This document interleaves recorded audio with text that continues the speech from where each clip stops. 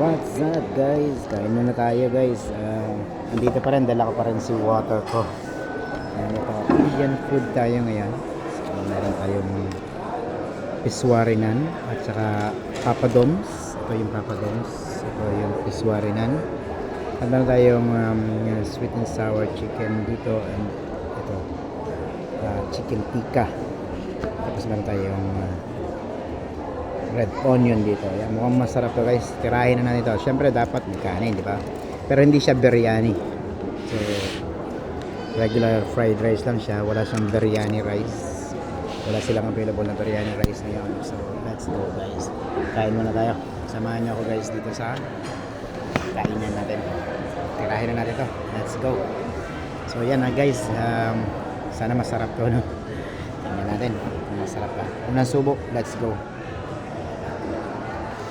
Alright, samahan nyo ko mamaya guys, and balikan ko kayo sa review kung masarap siya o hindi. Okay, ayan siya guys. Salamat.